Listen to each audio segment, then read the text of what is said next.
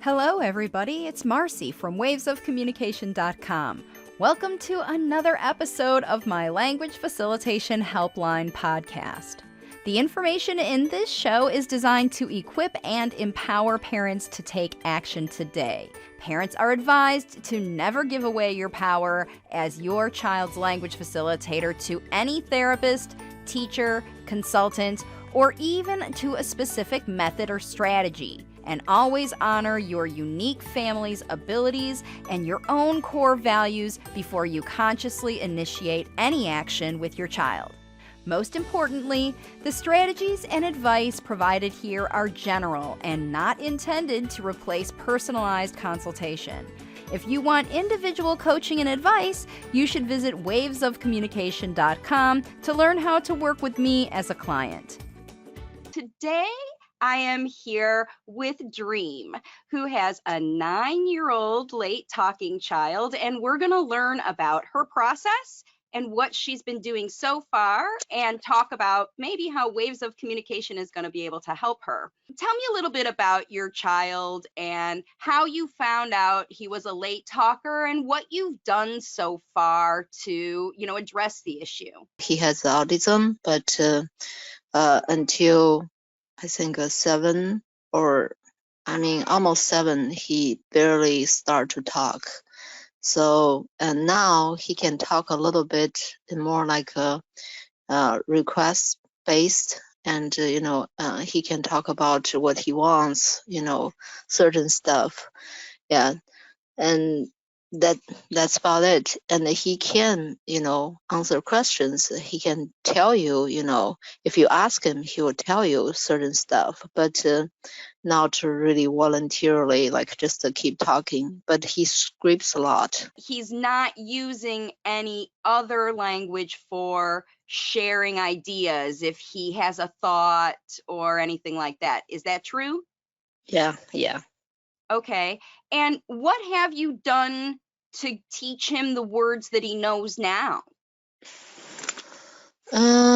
We do play sessions every morning. So we use, a lot of imaginative play, use the simple words and just keep talking and, talk about, where we go. Yeah, we've been doing this right now is for a year, and prior to 2 years of Sunrise. Okay.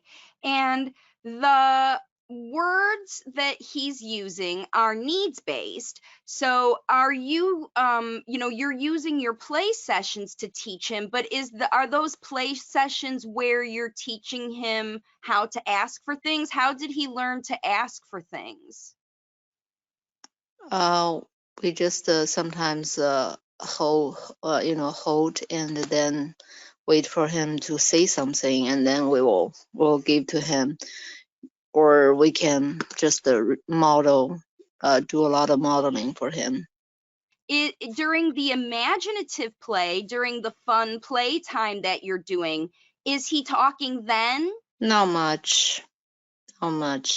If he's not talking and he's participating with the play, tell me what that looks like. Well, we ride on the boat, and then just we row the boat, and sometimes we will say something like pulling and zigzagging, and then he will just watch, and then I keep saying it. Then I wait for 10 seconds, then he will say zigzag or whatever. So that's the language he pretty much say. It's not much, that's Right. that's why a little bit, a little bit hard for us. We get a little bit lost there. I see. Okay, so the language models that you're giving him, he is imitating. He is picking them up and saying them even later. So even outside of that rowing boat game, have you heard him say those words, pull or zigzag? He says it more like a script, not really using the contact, Right. He knows a lot of vocabulary.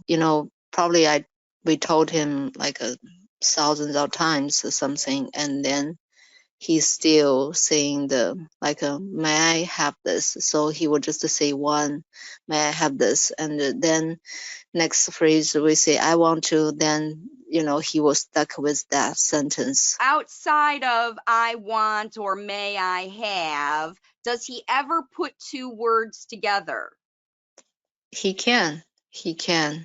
When you show him a picture, he can say out the whole sentence. Okay. And so when he's on his own, though, script a lot.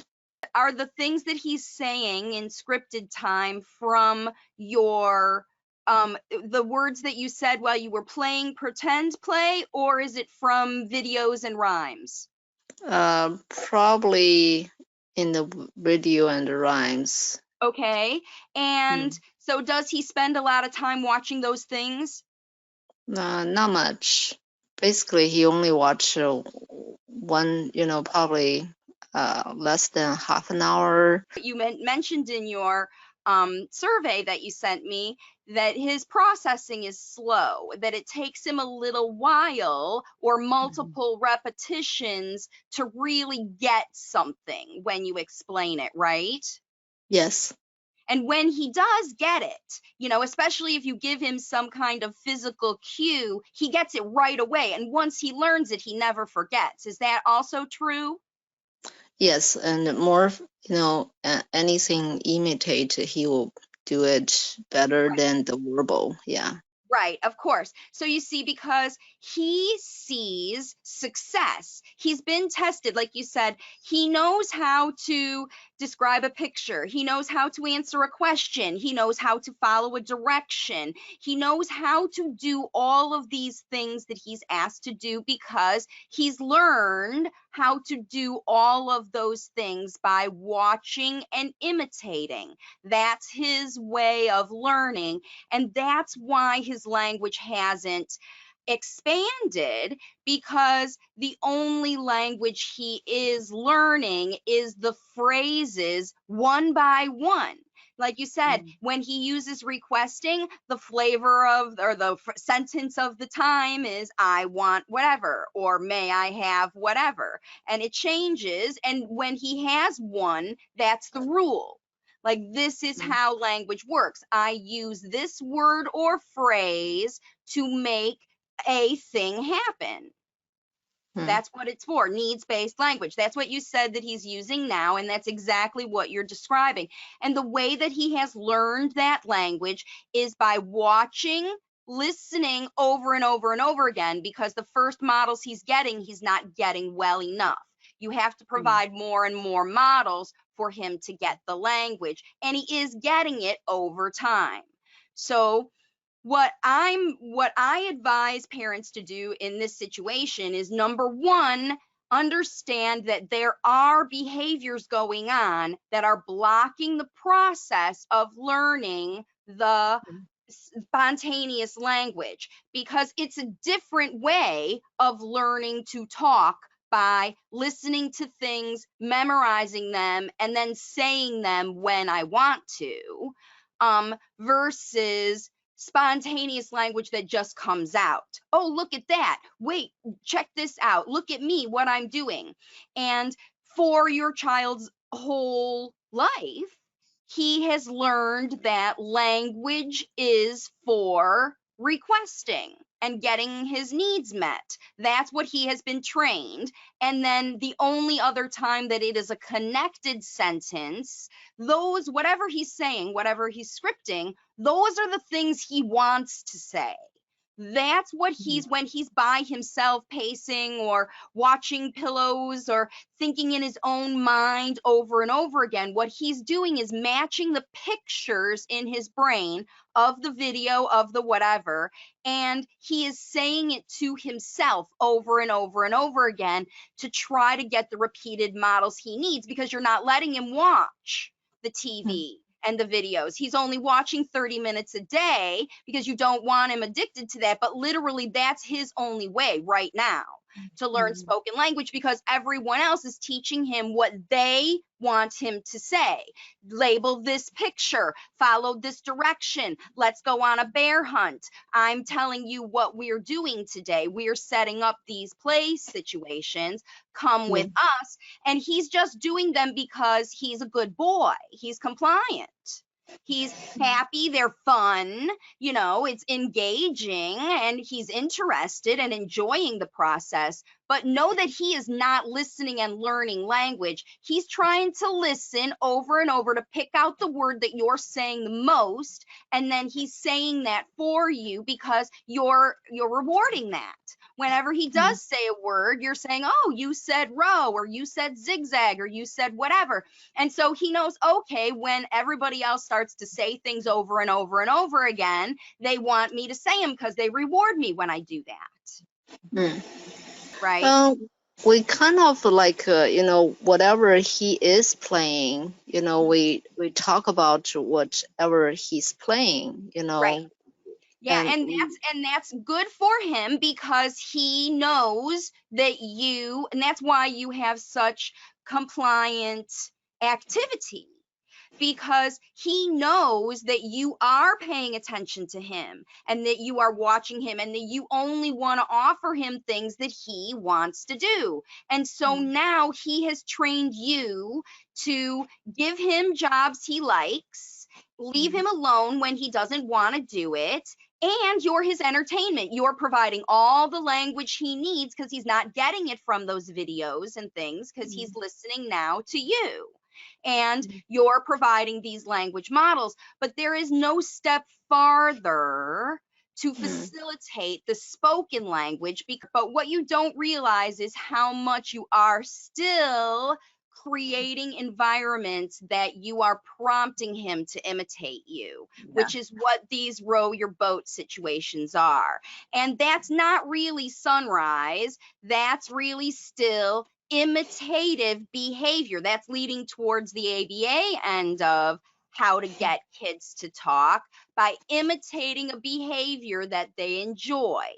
But what's happening in your son's case that's kind of holding the works up is that the language that he is being presented with are, yes, on topic of what you're doing that is interesting for him, but they're not his words, and they're not slow enough, and they're not functional enough in to use in everyday life outside of that therapy situation, that play situation. So my recommendation is that now that you are home with him, you need to try to find opportunities to model even slower language. And if you are not going to work with me in my program, if you work with me in my program, I would tell you exactly how to talk. But the video that you can see for free on my YouTube channel is called Use Language Facilitation Talk to help your child learn how conversational language works. And then also, I suspect, and I don't know because I haven't seen video, that you are all talking at a lower level than your child is cognitively. You're talking at the language level where he is, but not at the cognitive level, because he may be very interested. He's already 9 years old. He's probably interested in some very sophisticated ideas and the things that he's thinking about in his brain, the pictures.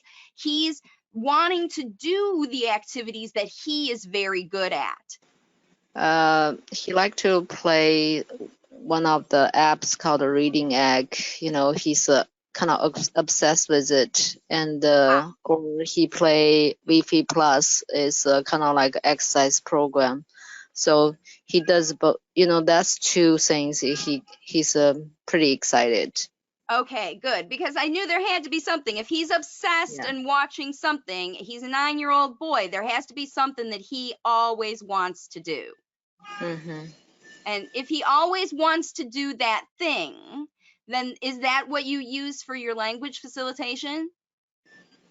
I just kind of started, you know, before I didn't realize, how to do it. Now I'm kind of, following your videos. I'm trying to still a little bit hard, not prompting. So that's the part I feel, yeah, that's the part I don't feel like comfortable. Yeah, and why is that? Why don't you feel comfortable? It's just like I don't know what to say.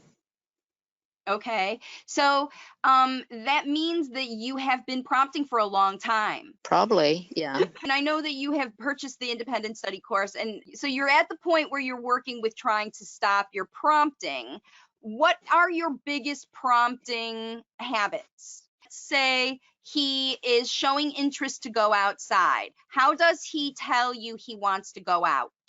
Well, he doesn't see anything, and he will just, open the door, and which is, we have to take him back, and we will ask him, you probably have to let us know, and then we can go. So then he will say, I want to go outside. Yeah, he usually very don't really talk unless it is necessary. And you see, when you're doing this, you're perpetuating the same behavior because he's not learning to use the words instead of the behavior because he continues to do it, right? He will just continue to go outside, and every single time you have to, no, you can't go out, come back in, you have to ask mommy. Is that going on over and over again? Yeah. Right. So you understand that you need to stop that. Mm. So the way that you're going to stop that is by teaching him in the moment to let him know that this is not good. Okay. Mm. And right then, you have to give him the words. You want to go outside. You want to go right now. And if he's showing signs of wanting to go outside, like maybe he goes to the door, or he gets his shoes, or he non-verbally starts to do those things, he probably is giving you indicators, nonverbal indicators, that he wants to go out, but you're missing them until he actually goes out the door. Because that's what it takes for him to trigger. That's the behavior that triggers you to take action. Because that means that he is waiting for you to guess that, like you said, he's not wanting to use talking because he has another system that is his go-to system. I'm just going to go out the door.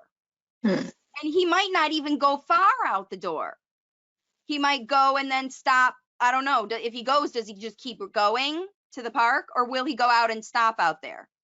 No, he will stop, Right. he stopped. That's Yeah. the way he's telling you, I want to go out. So if he goes out and stops, waiting for you to come out and get him and bring him in, that's his way of communicating to you. That's a whole big series of communication. And if you were in my program, I would train you how to turn all of that into language. And that is the process that you have to do. And you have to learn to do it. You can train him to do it during your everyday activities, like getting dressed and the things you have to do. And all of that is in the program. But this is your blockage, you see. He is firm in his nonverbal communication. And he's got a whole system put together. And he's trained you to guess what he wants because he knows you don't want the behavior. Yeah. Because in his case, language learning hasn't worked very well. This repetitious stuff while you're playing boat ride, it's not getting in. It's not working. We still have ABA, and they do the play therapy, and of course they have a prompting too. Yeah, I know, there's something block him. Yeah, probably what we do. I totally Well, that's knew. it. I mean, you can't help it, and it's not your fault. that you did these things. You did I what mean, you we're were not. told, and you did what worked for you. But it just happens that kids grow out of them. You grow out of these things. Just like Yeah. when he was little, the ABA helped with the behavior until it didn't really work anymore. And then the sunrise felt better about behavior. So that worked better for you. And now we're realizing that it's kind of enabling him at this stage. So you need to move to the next step and just keep evolving. He's a 9-year-old boy, right? I mean, bless you, you have done everything. You've gone through the gamut and dealing with your own illness. So, it's a lot. It's a lot to do. And I believe that the universe has created this situation as an opportunity for families like you to restart. Just calm down, smile a little bit more, have some fun, enjoy your space together. You're alive. You're alive with your child. It's a blessing from God. Take advantage and enjoy this time, and not working and struggling and fighting. Life is precious and short. Enjoy it, right? Thanks for listening in today. Please share this podcast episode with anybody you think can benefit. And remember, there are tons of resources across my Waves of Communication platform to help you get started today on your language facilitation journey. There's more than 200 free videos on YouTube, a daily blog in my group on Facebook, my book, If It Isn't Fun, It Isn't Fun. Teach Your Child to Talk Faster Than Speech Therapy is available on Amazon and Audible, and my coaching programs. And all the details are on my website at wavesofcommunication.com. Of course, I'll be back next week with more information and strategies to help you continue on your language facilitation journey. Bye for now.